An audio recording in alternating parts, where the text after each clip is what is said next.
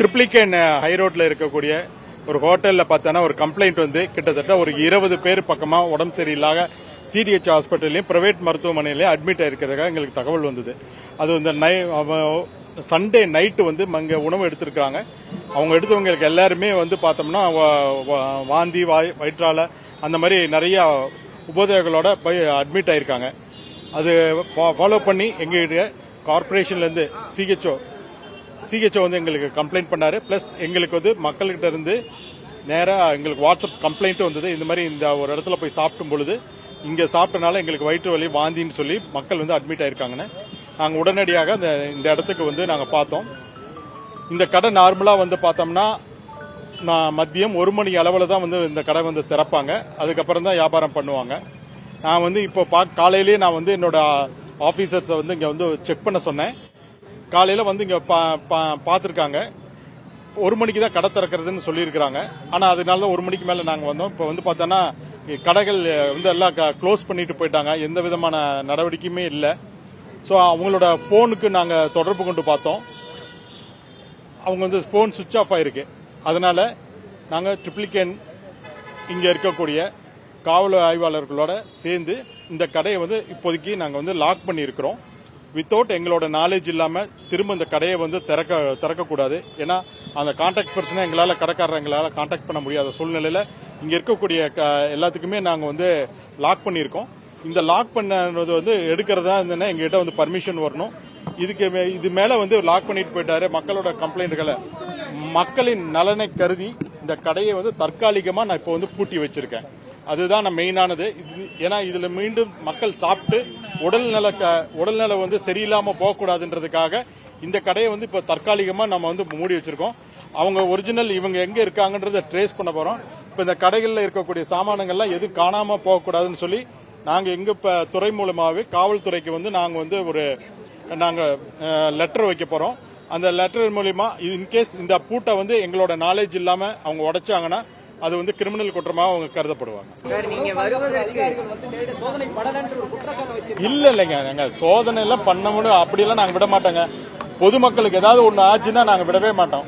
புரியுதுங்களா? என்னால முடிஞ்ச வரைக்கும் என்னென்ன பண்ணணுமோ அதை பண்ணிடுவேன். இந்த கடை அவ்வளவு சீக்கிரத்திலேயே நான் திறக்கவும் விட மாட்டேன். அவங்க விளக்கம் எங்களுக்கு தெரியணும். அவங்க எதனால இவ்வளவு பேர் இது பண்ணிருக்காங்க பாதிச்சுப்படுறாங்க விளக்கம் தெரியாம அவ்வளவு சீக்கிரத்துல நான் விட மாட்டேன். நீங்க நினைக்கிற மாதிரி விட மாட்டேன்.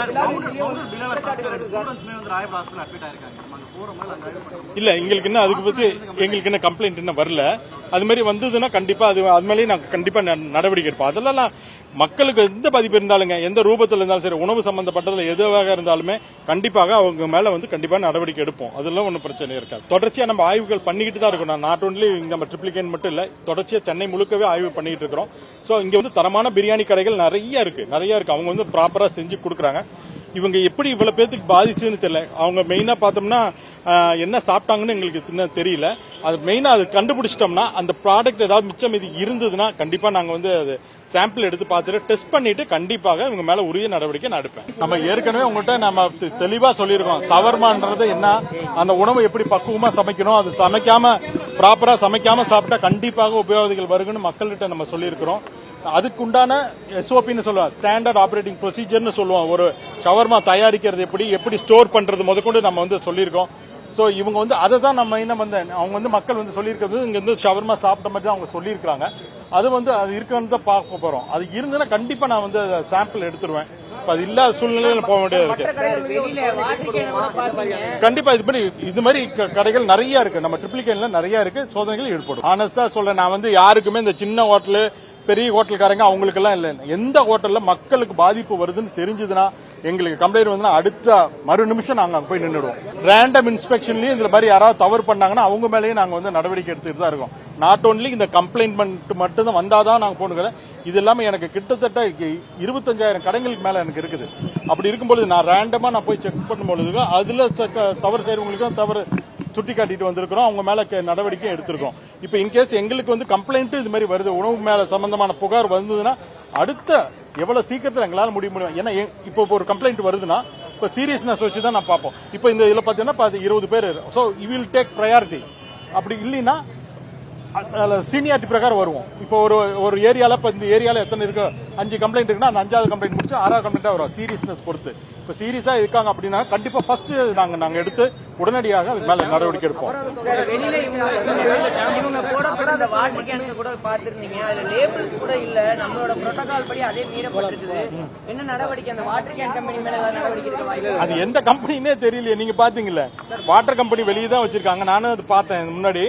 அது எந்த கம்பெனின்னு பிறகு நான் யார் மேல போய் நான் நடவடிக்கை, அது நான் ஆபீஸுக்கு தான் நான் எடுத்துட்டு போக முடிய சூழ்நிலையா இருக்குது. ஏன்னா யூஸ் பண்ணக்கூடாது. இல்லப்பா, அது ரிப்போர்ட் வந்ததுக்கு அப்புறம் தான். செய்திகளை உடனுக்குடனும் துல்லியமாகவும் தெரிந்து கொள்ள சப்ஸ்கிரைப் பண்ணுங்க.